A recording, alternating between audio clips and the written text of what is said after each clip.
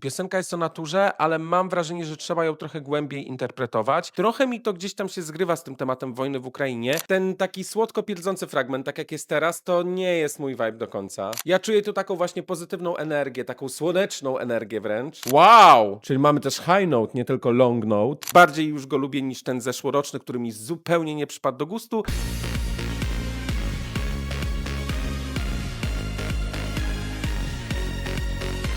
Привіт, czyli cześć wszystkim, z tej strony Miechulec i witam was w kolejnych reakcjach na piosenki z Eurowizji 2026. Dzisiaj oczywiście, patrząc na ten wstęp, ocenię piosenkę z Ukrainy, bo właśnie zakończył się Nacwidbir, czyli finał ukraińskich preselekcji. Ci, którzy mnie stale oglądają, pewnie zastanawiacie się, dlaczego mówię do mikrofonu na kiju, bo zwykle mam przypięty do bluzy czy koszulki, ale moje te mikrofony są bardzo ciężkie i do tej koszulki, którą mam na sobie, już wielokrotnie to testowałem, że one po prostu spadają.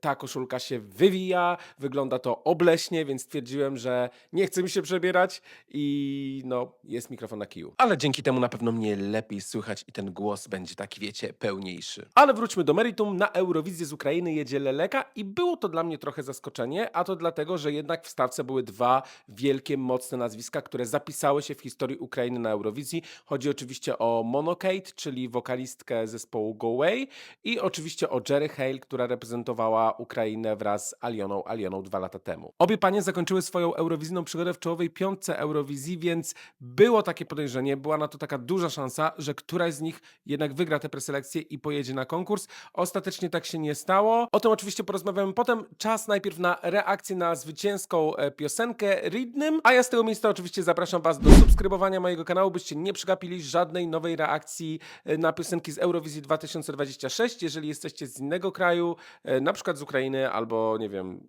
z jakiegoś innego kraju, to też oczywiście zachęcam was do subskrybowania, no bo dodaję do tych filmów napisy, teraz jest ten automatyczny angielski dubbing, więc myślę, że wszystko mniej więcej ogarniecie. A jeżeli nie zostajecie na stałe, to będzie mi bardzo miło, jeżeli po prostu zostawicie łapkę w górę pod tym filmem, jeśli podobają wam się te reakcje i oczywiście podbicie tego filmu. A ja nie przedłużam, lecimy z reakcją Leleka Rhythm. Mleczno od razu mi się kojarzy z Eurowizją 2016, bo to był taki motyw tego konkursu.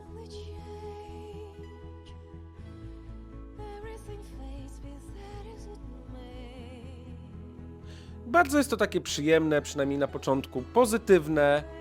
Ja czuję tu taką właśnie pozytywną energię, taką słoneczną energię wręcz.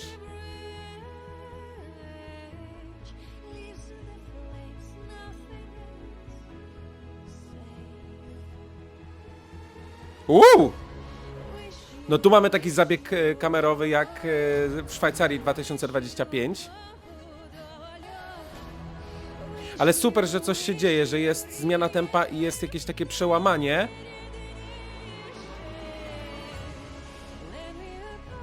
Bo nie ukrywam, że ten taki słodko pierdzący fragment, tak jak jest teraz, to nie jest mój vibe do końca. W sensie jest okej, tylko mnie to szybko nudzi. To jest chyba taki mój problem z tą piosenką. Ona też jest fajnie ubrana, bo jest ubrana na ludowo, ale tej ludowości się aż tak mocno nie czuję. Ona gdzieś tam jest, ale to nie jest coś typowego, co Ukraina zawsze nam serwuje. O, i to są bardziej moje klimaty. Fajnie, że w ogóle jest ukraiński też, to jest mega.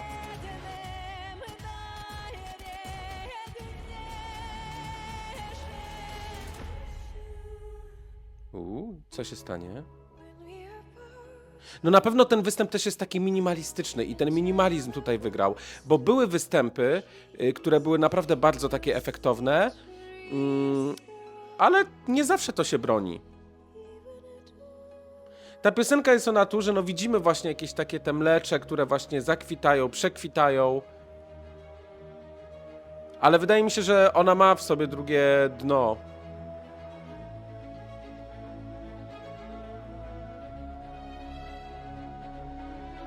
Nieźle ten dźwięk ciągnie na jednym tchu. No i... Wow! Czyli mamy też high note, nie tylko long note. No na pewno to wokalnie jest wyróżniające się. O! Okej, no jest wyróżniające się, ale tu akurat coś nie pykło.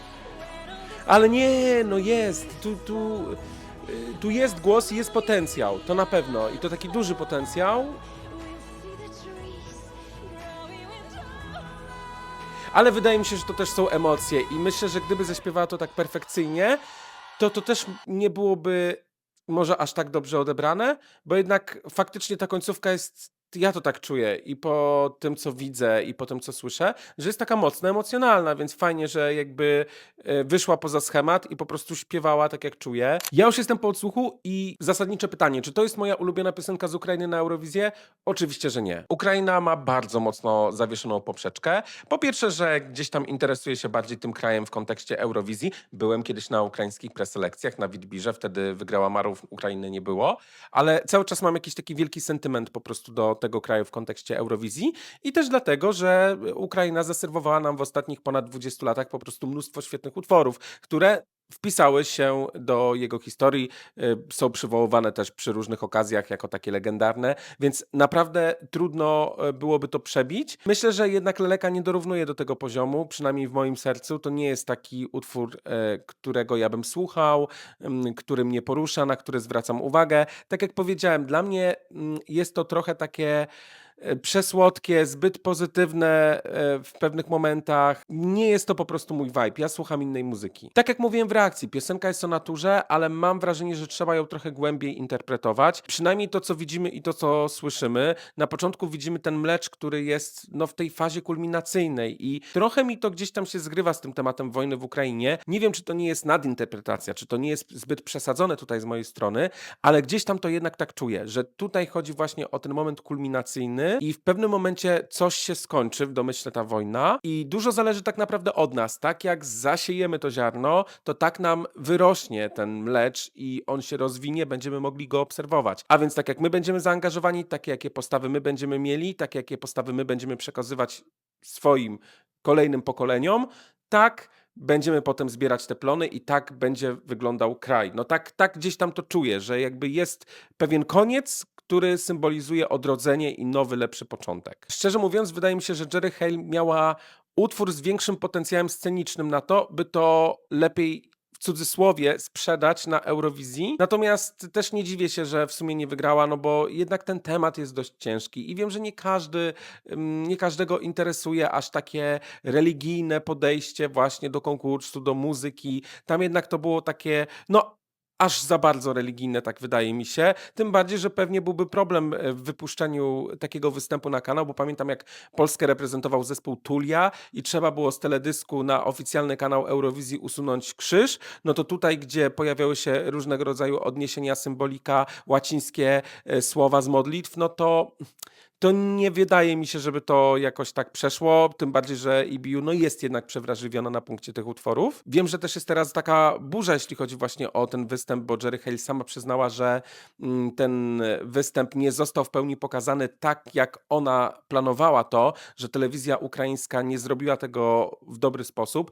Faktycznie wrzuciła też takie nagranie, gdzie było słychać z widowni dużo lepiej ją w tych takich operowych wstawkach niż w transmisji, więc tutaj, no nie wiem, dźwiękowiec nie dał rady sobie. Tak czy inaczej, nawet jeżeli by to zostało lepiej pokazane albo praca by została wykonana właśnie w 100%, to i tak nie zmieniłoby to wyniku. Oczywiście rozumiem ją, jeżeli ma podstawy do tego, żeby tak to oceniać, to wiem, że każda osoba, która tworzy cokolwiek, czy to będzie występ, czy to będzie content w internecie, to chce zrobić to jak najlepiej. I jeżeli powierza coś w czyjeś ręce, jest zależna od kogoś, no to też oczekuje, że to wyjdzie po prostu tak, jak sobie to planowała, a kiedy jest inaczej, no to czuje rozżalenie i czuje pewnego rodzaju dozę niesprawiedliwości. Tak czy inaczej na Eurowizję z Ukrainy jedzie Leleka. Wydaje mi się, że staging jest do dopracowania, do zmiany koncepcji, ale też scena będzie wyglądała inaczej, więc też można zrobić zupełnie coś innego, pozostając w temacie piosenki i nawet w temacie tego występu, ale jednak sprawić, żeby on był mocniejszy, żeby był bardziej zapamiętywalny. Bo ta piosenka jest nierówna, jeśli chodzi właśnie o utrzymanie tej uwagi. Kiedy są te takie pozytywne momenty, takie te słodkie fragmenty, to osobiście moja uwaga jest dużo mniejsza niż kiedy, wiecie, jest mocniejszy dźwięk, coś się dzieje, beat. Wtedy faktycznie człowiek bardziej zwraca uwagę na to, co jest wokół. Jestem natomiast przekonany, że to jest finał dla Ukrainy i że Ukraina ma szansę walczyć o czołową dziesiątkę. Tym bardziej, tak jak mówię, jak poprawi ten staging, bo wiemy, że Ukraińcy totalnie są mega zajebiści, jeśli chodzi o staging, więc tutaj jestem przekonany, że zrobił wszystko, żeby po prostu jak najmocniej wybić ten utwór i żeby to było jak najbardziej ciekawe dla widza. Nie mogę się w takim razie doczekać, aż to zobaczę i też z ulgą mogę powiedzieć, że mimo, że to nie jest mój ulubiony utwór z Ukrainy, mimo, że to nie był mój ulubiony utwór z tych preselekcji, to jednak bardziej już go lubię niż ten zeszłoroczny, który mi zupełnie nie przypadł do gustu, więc jest jakieś dla mnie światełko w tym tunelu. Jestem ciekawy, jak wam podoba się piosenka z Ukrainy na Eurowizję 2026. Ocencie ten utwór w komentarzach od 0 do 10 punktów, a ja niezmiennie przypominam wam o subskrybowaniu mojego kanału, lajkowaniu, podbijaniu tego filmu, by dotarł do jak największego grona osób. My widzimy się niebawem w kolejnych reakcjach. Za dzisiaj wam dziękuję. Do zobaczenia. Trzymajcie się. Cześć.